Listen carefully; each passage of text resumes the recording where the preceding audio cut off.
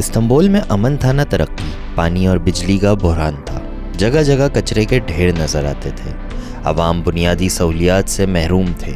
مارچ 1994 کو جب Tayyip Erdogan کا دور شروع ہوا تو استنبول شہر کی تقدیر بدل گئی، اور یہی وجہ تھی کہ ترک قوم طیب اردگان کے لیے فوجی ٹینکوں کے آگے لیٹ گئی۔ 1994 سے 98 تک اردگان نے استنبول کو مسائل کی دلدل سے نکال کر ترقی کی ایسی راہ پر ڈال دیا کہ پورا ترکیہ ان کی سیاسی بصیرت اور قابلیت کا قائل ہو گیا۔ ترکیہ کے صدارتی انتخابات کے حتمی مرحلے میں کامیابی حاصل کر کے مسلسل تیسری بار صدر منتخب ہونے والے اردگان گورنر، میئر اور وزیر اعظم بھی رہے ہیں۔ 2014 سے اب تک مسلسل صدر کے عہدے پر براجمان ہیں، جبکہ ترک قوم نے انہیں ایک بار پھر صدر مملکت منتخب کر لیا ہے۔ دوستو، نہ صرف ترکیہ بلکہ پاکستان میں بے حد مقبول رجب طیب اردگان کی کامیابی اور مقبولیت کے حوالے سے کچھ اہم اقدامات کا جائزہ لیتے ہیں۔ اگر آپ بھی اپنے پسندیدہ ترک صدر کے بارے میں جاننا چاہتے ہیں تو ویڈیو کو آخر تک ضرور دیکھیں، اور اگر آپ نے ابھی تک ہمارے چینل کو سبسکرائب نہیں کیا تو چینل کو سبسکرائب کر دیں اور ساتھ ہی بیل کے بٹن کو بھی دبا دیں تاکہ ہماری ہر آنے والی ویڈیو کا نوٹیفیکیشن آپ کو مل سکے۔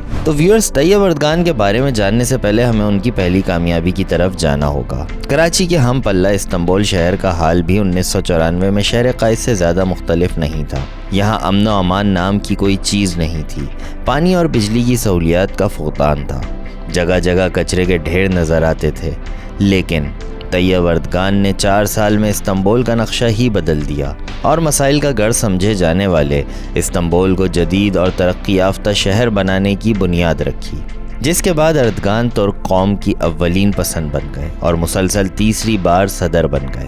دوستو، آئیے آپ کو بتاتے ہیں کہ وہ کون سی وجوہات تھیں جن کی وجہ سے ترک عوام اردگان کی حکومت بچانے کے لیے فوجی ٹینکوں کے سامنے لیٹ گئی۔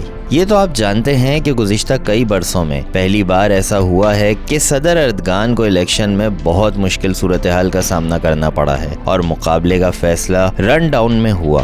تاہم اردگان کی کامیابی اور مقبولیت کی چند وجوہات بتاتے ہیں۔ طیب اردگان کو ترکیہ کے قدامت پسند مذہبی طبقے میں سب سے زیادہ مقبولیت حاصل ہے۔ یہ طبقہ تقریباً 1 صدی سے ترکیہ میں رائج سیکولر نظام کے مقابلے میں مذہبی اقدار کو فروغ دینا چاہتا ہے۔ اردگان کے بارے میں کہا جاتا ہے کہ انہوں نے اپنے سیاسی مقاصد کے لیے حکومتی ذرائع کا استعمال کر کے اقتدار پر اپنی گرفت مضبوط کی۔ اردگان نے عالمی سطح پر ترکیہ کے مضبوط امیج اور جارحانہ سفارتکاری کے ذریعے بھی ترکوں کے بڑے طبقے کو اپنا حامی بنایا۔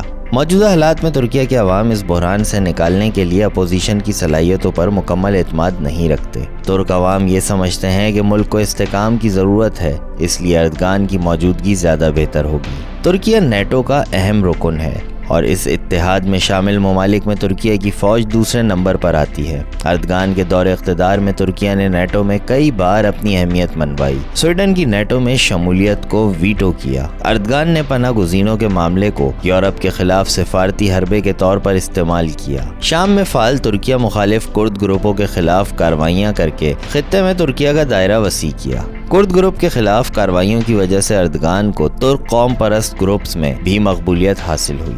گزشتہ 2 دہائیوں میں اردگان نے دفاعی پیداوار میں کئی گنا اضافہ کیا۔ صدر اردگان نے اسلامی تعلیمات اور مذہبی علامتوں کو فروغ دے کر اپنے حامیوں کا ایک مضبوط حلقہ پیدا کیا۔ ترکیہ کی فوج کو اقتدار کی دوڑ سے باہر کیا۔ خواتین پر دفاتر اور اداروں میں اسکارف پہننے کی پابندی ختم کی۔ میڈیا پر مضبوط گرفت کی، جس کی وجہ سے اردگان کا پیغام مؤثر انداز میں لوگوں تک پہنچتا ہے۔ صدر اردگان کے لیے معیشت سب سے بڑا چیلنج ہے۔ جہاں ملک میں غربت کی شرح تیزی سے بڑھ رہی ہے، وہیں صدر اردگان نے تنخواہوں اور پینشن میں اضافہ کیا، بجلی اور گیس پر سبسڈی دی اور مکانات کے لیے جاری کیے گئے قرضے معاف بھی کیے۔ اس وقت اردگان کے سامنے زلزلہ متاثرین کی آباد کاری اور لیرہ کی گرتی ہوئی ساکھ کی بحالی سب سے بڑے چیلنجز ہیں، اور اگر صدر اردگان معیشت بحال اور زلزلہ متاثرین کو آباد کرنے میں کامیاب ہوتے ہیں تو نہ صرف اردگان کی مقبولیت میں اضافہ ہو سکتا ہے بلکہ اگلے کئی انتخابات کے لیے بھی ان کی کامیابیوں کی راہ ہموار ہو سکتی ہے۔ امید ہے آپ کو ہماری یہ ویڈیو بھی پسند آئی ہوگی۔ کمنٹ باکس میں اپنی رائے کا اظہار ضرور کریں۔